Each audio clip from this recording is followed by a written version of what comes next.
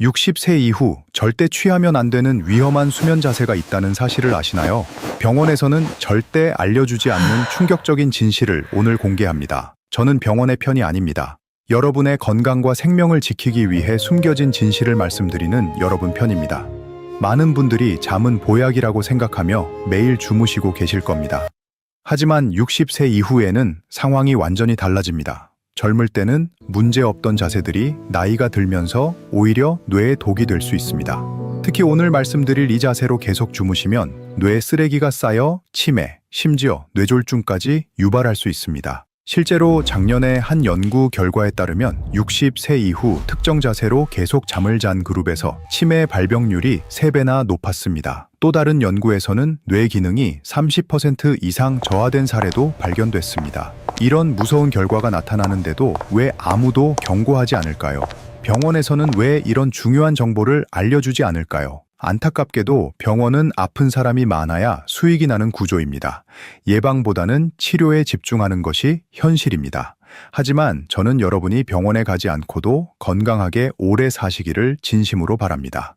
지금 이 영상을 보고 계신 여러분 중에서도 모르는 사이에 위험한 자세로 주무시고 계실 가능성이 매우 높습니다. 오늘 영상을 끝까지 보시면 돈 한 푼 안 들이고 뇌를 살리는 기적의 수면법을 배우시게 될 겁니다. 여러분은 아마 이런 의문이 드실 겁니다. 그렇게 위험한 거라면 왜 평소 다니던 병원에서는 아무 말도 안 해줬을까 하고요. 저도 전문가로서 이 부분에 대해서는 솔직히 고백해야겠습니다. 현재 대한민국 의료 시스템은 안타깝게도 예방보다는 치료에 집중되어 있습니다. 환자가 오면 증상을 듣고 약을 처방하거나 수술을 권하는 것이 일반적인 진료 방식입니다. 여러분도 병원에 가보셔서 아시겠지만 의사 선생님들은 밀려드는 환자를 보느라 눈코 뜰 새 없이 바쁩니다. 3분 진료라는 말 들어보셨을 겁니다. 그 짧은 시간에 의사가 환자의 수면 자세까지 일일이 물어보고 베개 높이까지 교정해주기는 현실적으로 불가능합니다.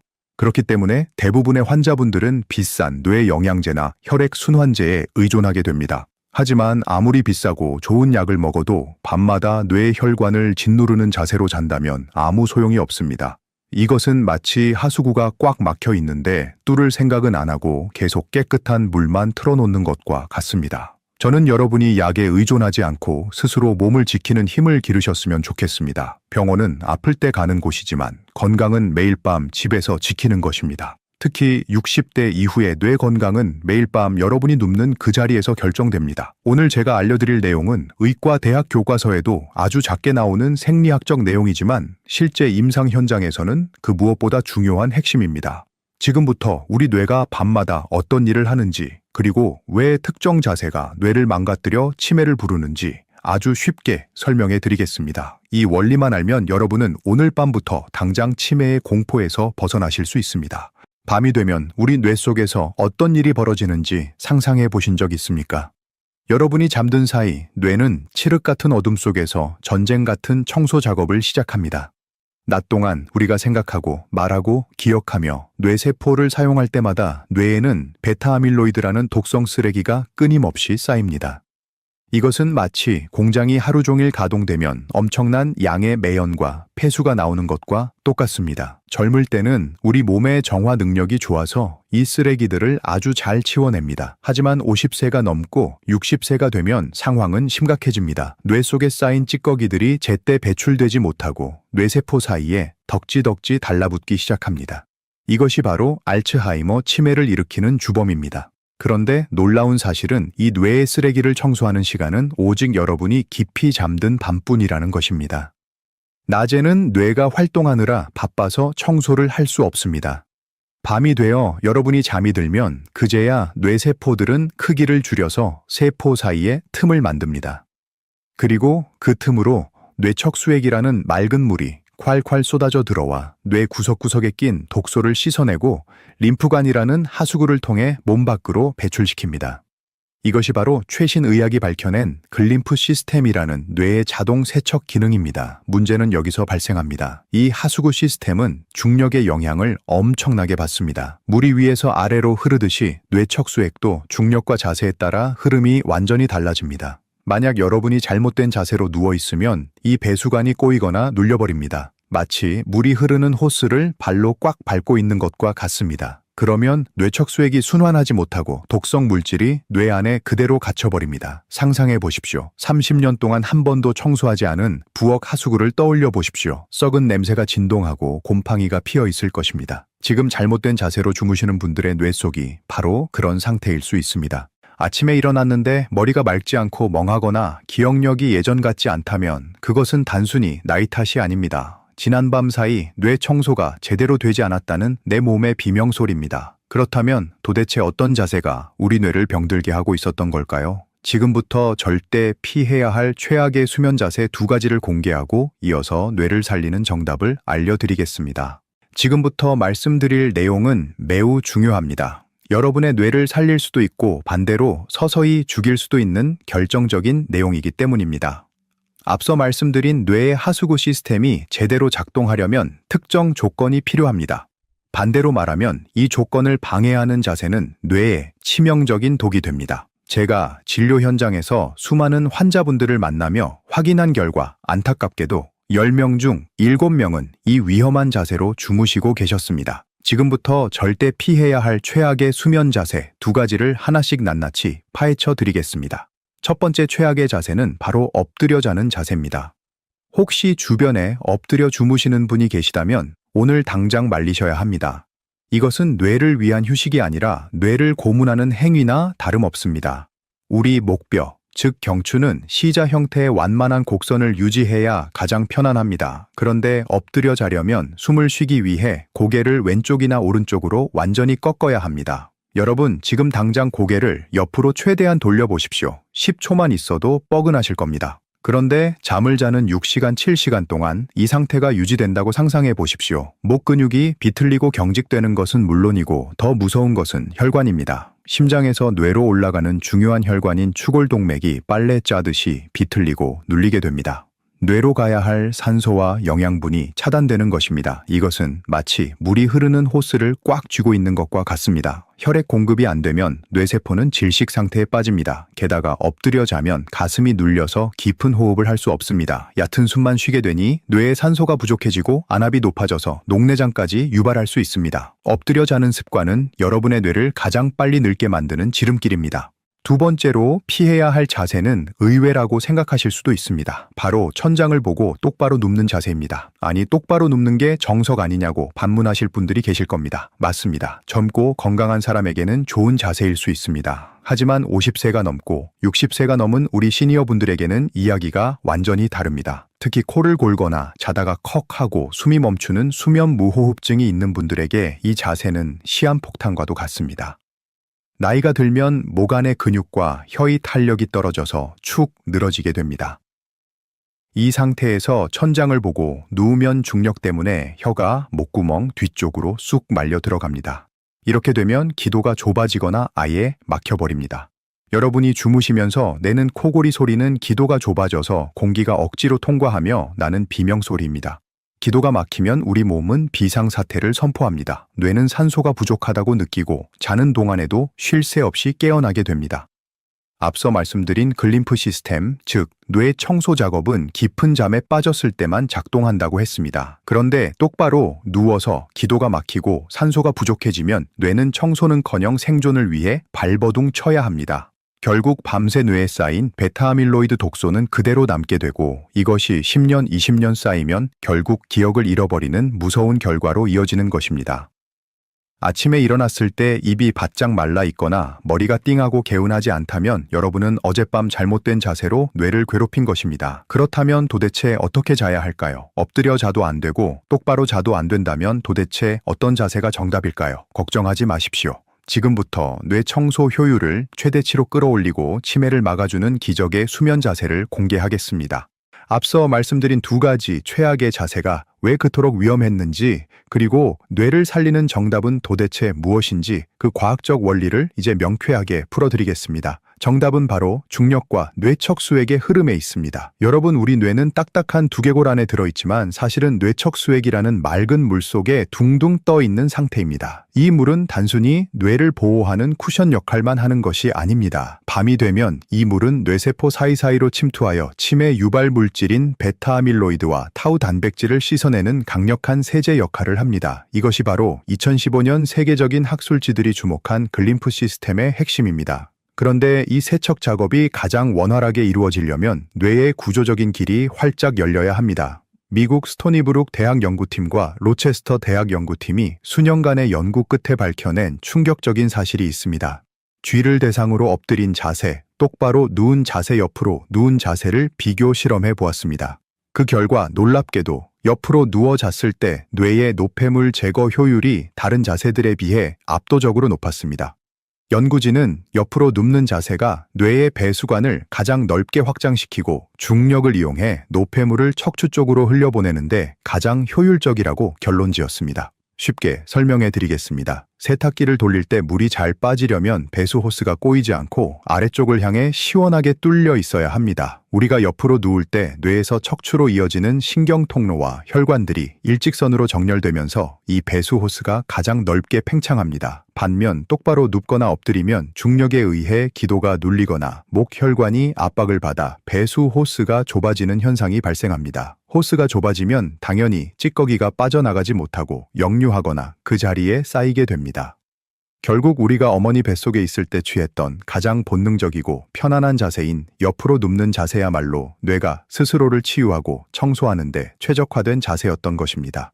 자연의 섭리는 정말 놀랍지 않습니까? 수백만 원짜리 뇌 영양제를 먹는 것보다 오늘 밤 당장 베개 높이를 맞추고 옆으로 눕는 것이 치매를 막는 가장 강력하고 확실한 방법입니다. 이제 원리를 아셨으니 구체적으로 어떻게 옆으로 누워야 하는지, 머리는 어디에 둬야 하고 다리는 어떻게 해야 100점짜리 자세가 되는지 지금부터 아주 상세하게 알려드리겠습니다.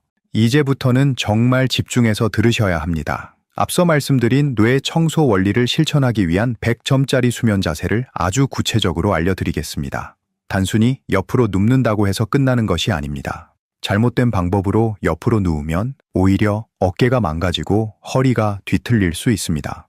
오늘 제가 알려드리는 이 방법대로만 주무시면 여러분은 자는 동안 뇌를 씻어내고 척추를 교정하는 일석이조의 효과를 보시게 될 겁니다. 준비물은 여러분이 베고 자는 베개와 다리에 끼울 쿠션 하나면 충분합니다. 가장 먼저 방향을 정해드리겠습니다. 왼쪽으로 누워야 할까요? 아니면 오른쪽으로 누워야 할까요?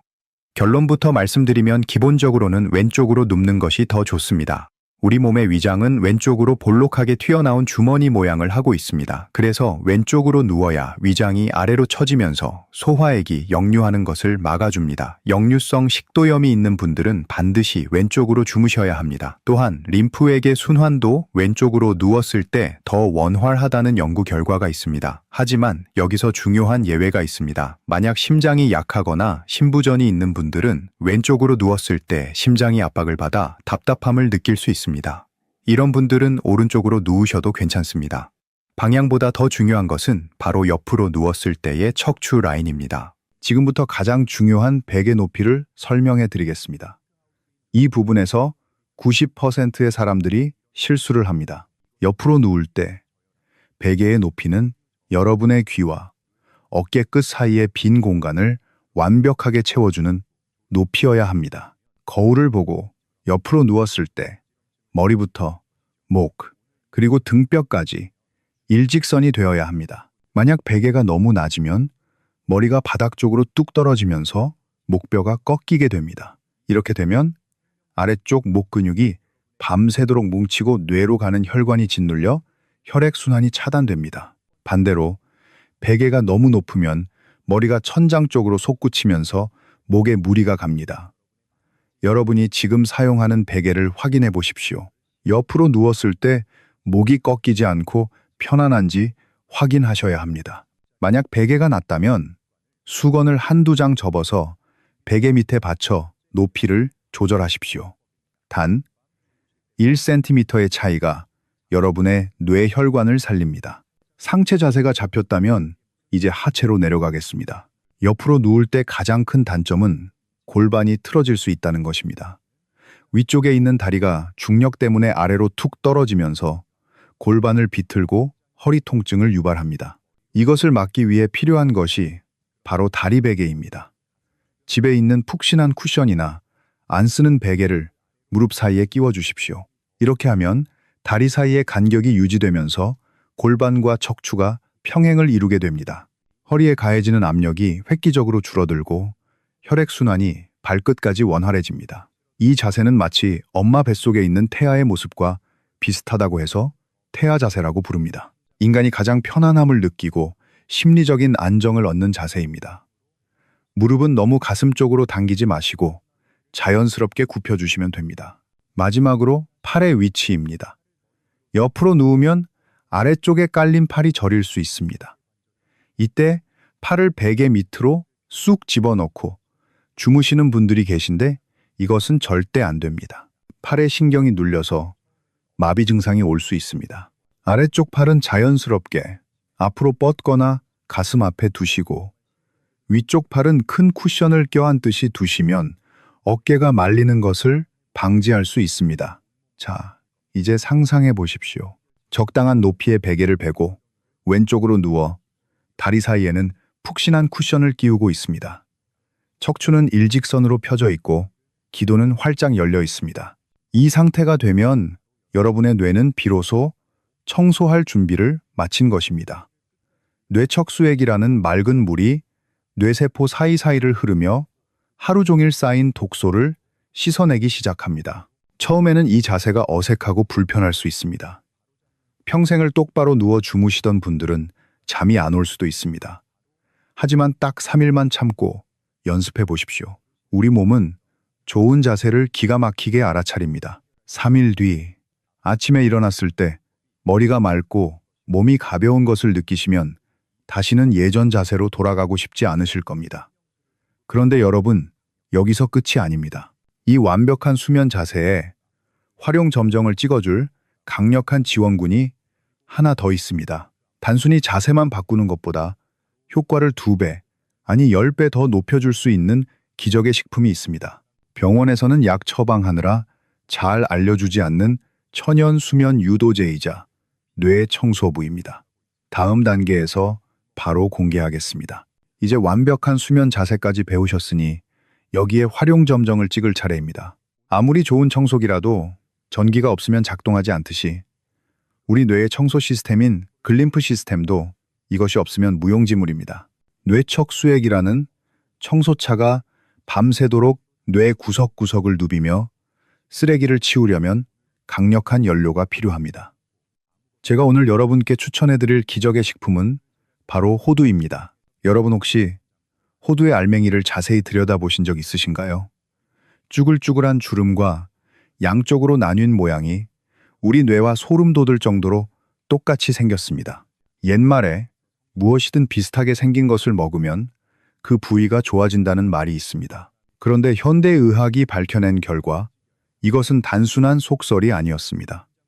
호두는 자연이 선물한 가장 강력한 뇌회복제이자 천연 수면제입니다. 왜 하필 호두일까요? 우리가 잠을 자야 뇌 청소가 시작되는데 나이가 들면 잠이 오게 하는 호르몬인 멜라토닌 분비가 급격히 줄어듭니다. 그래서 자려고 누워도 잠이 안 오고 자다가도 자꾸 깨는 것입니다. 그런데 호두에는 이 멜라토닌 성분이 아주 풍부하게 들어 있습니다. 약국에서 파는 수면제는 억지로 뇌를 기절시키는 것이라 부작용이 크지만 호두는 우리 몸이 자연스럽게 깊은 잠에 빠지도록 유도합니다. 게다가 호두 속에 풍부한 오메가3 지방산과 마그네슘은 딱딱하게 굳은 뇌세포의 막을 부드럽게 만들어줍니다. 상상해 보십시오. 여러분이 아까 배운 대로 옆으로 누워서 기도를 확보했습니다. 그리고 호두의 성분이 혈관을 타고 뇌로 들어가서 뇌세포를 말랑말랑하게 풀어줍니다. 그러면 뇌척수액이 그 사이를 거침없이 흐르며 치매를 유발하는 독소들을 싹 씻겨 내려가는 것입니다. 자세와 음식이 만났을 때 그 효과는 단순히 더해지는 것이 아니라 10배, 20배 폭발합니다. 그렇다면 이 호두를 어떻게 먹어야 약이 될까요? 무턱대고 많이 드시면 절대 안 됩니다. 호두는 지방이 많아서 많이 드시면 설사를 하거나 소화가 안 돼서 오히려 잠을 설칠 수 있습니다. 제가 딱 정해드리겠습니다. 잠들기 1시간 전 딱 2알만 드십시오. 반쪽짜리 4조각입니다. 여기서 제일 중요한 포인트가 있습니다. 대충 씹어서 삼키면 효과가 반으로 줄어듭니다. 입안에서 호두가 완전히 죽이 되어 물처럼 될 때까지 최소한 50번 이상 100번 가까이 씹으셔야 합니다. 턱이 아플 정도로 씹다 보면 입안에 침이 가득 고일 것입니다. 그 침 속에 있는 소화 효소와 호두의 영양분이 섞여야 뇌로 가는 흡수율이 최고로 높아집니다. 씹는 행위 자체가 뇌 혈류량을 늘려주기도 하니 일석이조입니다.